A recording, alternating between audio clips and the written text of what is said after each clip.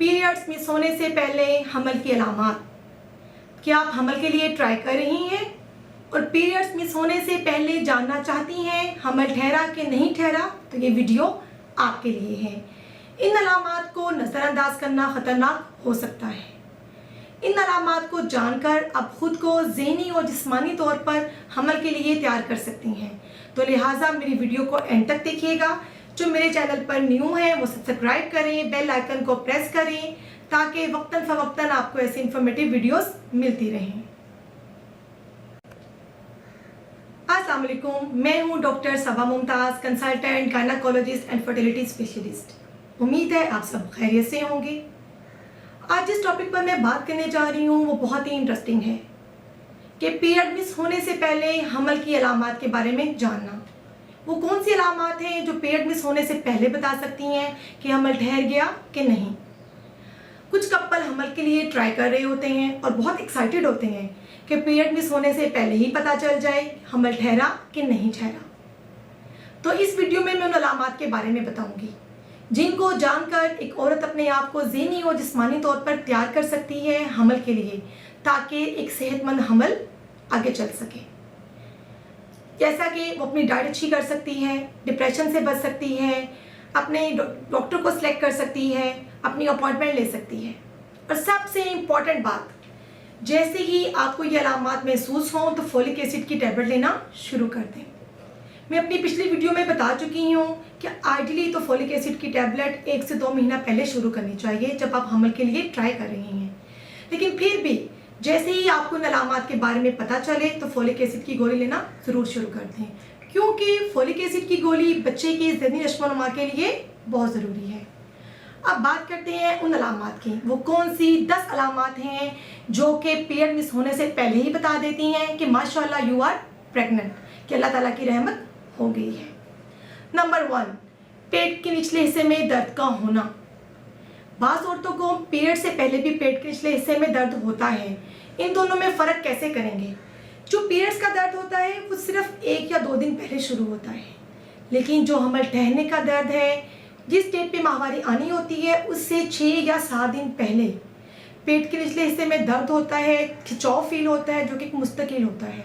वो होता क्यों है कि मर्द के जरासीम और औरत के अंडे के मिलाप से जो बच्चा बनता है वो ट्यूब से बच्चेदानी की अंदर आके अंदर वाली तह पे जुड़ता है। वो तह को थोड़ा सा खुरच के वहाँ पे अटैच हो रहा होता है। इसकी वजह से पेट के निचले हिस्से में दर्द और खिंचाव होता है। दूसरा, बच्चेदानी खुद को हमल के लिए तैयार कर रही होती है। अल्लाह ताला की तरफ से खून का बहाव ज़्यादा हो रहा होता है, जिसकी वजह से एक भारीपन, खिंचाव और दर्द महसूस होता है। ये थी हमारी पहली अलामत कि पेट के निचले हिस्से में दर्द का होना। बाज़ इसे कहते हैं इम्प्लांटेशन। बाज़ जब इम्प्लांटेशन हो रही होती है तो पीरियड्स में हल्की सी ब्लीडिंग भी होती है, लेकिन ये ब्लीडिंग पीरियड्स की ब्लीडिंग जैसी नहीं होती। ये ब्लीडिंग बिल्कुल हल्की होती है और लाइट पिंक कलर की होती है। ब्लीडिंग होती क्यों है? जैसा कि मैंने अभी आपको बताया है कि वो जब बच्चेदानी के अंदर बच्चा आके जुड़ रहा होता है, वो तह को थोड़ा सा खुरचता है, अपनी जगह बनाता है। उस खुरचन की वजह से हल्की फुल्की ब्लीडिंग हो जाती है। इसको कहते हैं इम्प्लांटेशन ब्लीडिंग। अगर हम 2 चीज़ों को कोरिलेट करें कि माहवारी के 6 या 7 दिन पहले पेट के निचले हिस्से में दर्द का होना और हल्की फुल्की ब्लीडिंग होना स्पॉटिंग फॉर्म में, तो ये शो करती है कि आपको हमल ठहर चुका है, माशाल्लाह यू आर प्रेग्नेंट। तीसरी अलामत है छाती में दर्द या एहसासियत। क्योंकि जब हमल ठहर रहा होता है तो अल्लाह ताला की तरफ से एक फीमेल की बॉडी में तब्दीलियाँ आती हैं। वो हार्मोन खारिज होते हैं जो हमल की मजबूती के लिए होते हैं।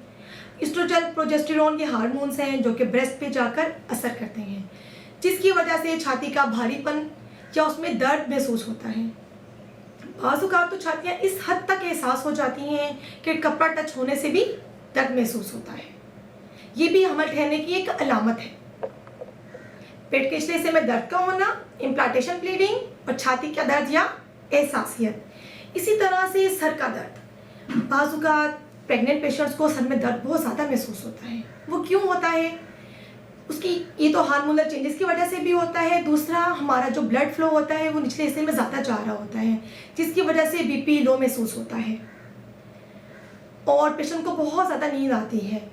ब्लड प्रेशर का लो होना, नींद आना, चक्कर आना, ये भी हमल की अलामात हैं। पुराने ज़माने में तो बड़ी बुढ़ियाँ इस बात से अंदाज़ा लगा लेती थी, अगर घर की किसी औरत को बहुत ज़्यादा नींद आ रही होती थी तो वो गैस कर लेती थी कि उसको हमल ठहर चुका है। नेक्स्ट अलामत है थकावट।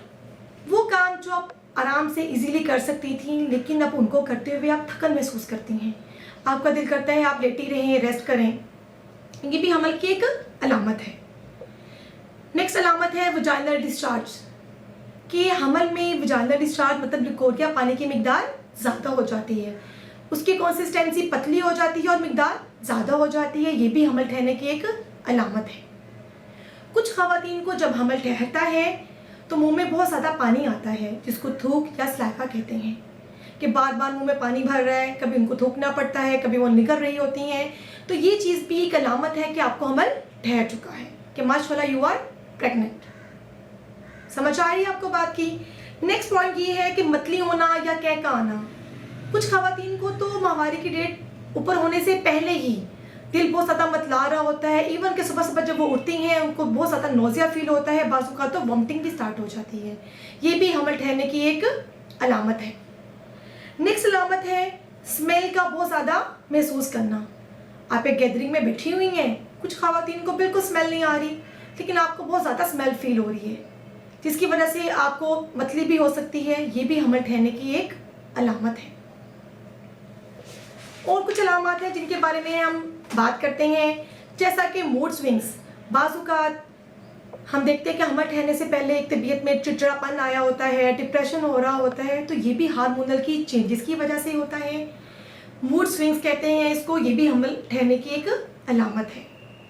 एक और अलामत है जो हमें बताती है हमल ठहर गया है, वो है पेशाब का बार बार आना। आप नोट करेंगी कि हमल ठहरने से पहले पेशाब का बार बार आ रहा है आपको, जितना जो कि आपको पहले ऐसे नहीं होता था। वॉशरूम जाना पड़ता है बार बार, पेशाब का बार बार आना भी हमल की एक अलामत है कि आपको हमल ठहर चुका है। 5 ख़वातीन मुझे कहती हैं कि डॉक्टर साहिबा मेरी एक फ्रेंड को हमल था, उसको तो ये अलामत नहीं थी, या मेरे ख़ानदान में फ़लाँ औरत को हमल ठहरा था तो उसको तो ये अलामत नहीं थी। तो मैं आपको एक बात बताती चलूँ, हर औरत की प्रेगनेंसी दूसरी औरत की प्रेगनेंसी से मुख्तलिफ होती है। इवन के आपकी खुद की प्रेगनेंसी अपनी पिछली प्रेगनेंसी से मुख्तलिफ हो सकती है। इसलिए ज़रूरी नहीं है कि ये सारी की सारी अलामत एक औरत में पाई जाएँ। कुछ खातून में ये सारी अलामत हो सकती हैं, कुछ ख़वातीन में आधी हो सकती हैं, कुछ में कोई अलामत भी नहीं हो सकती। ये अलामत 100% एक्यूरेट नहीं है कि आपको हमल है, लेकिन ये काफ़ी हद तक हेल्प करती हैं ये जानने के बारे में कि हमल ठहर चुका है। हमल का 100% एक्यूरेट टेस्ट होता है प्रेगनेंसी टेस्ट, जो कि 2 मुख्तलिफ तरह से हो सकता है, या तो पेशाब में करवा सकती हैं या फिर ब्लड टेस्ट।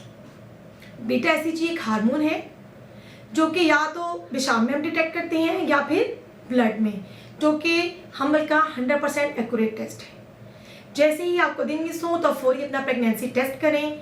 अगर वो पॉजिटिव आए तो मेरी आपसे रिक्वेस्ट है अपनी गायनेकोलॉजिस्ट को जाएं, चेकअप करवाएं, अपनी अर्ली अपॉइंटमेंट लें, ताकि आप अपनी प्रॉपर चेकअप करा सकें, आपका हमल एक सेहतमंद हमल हो।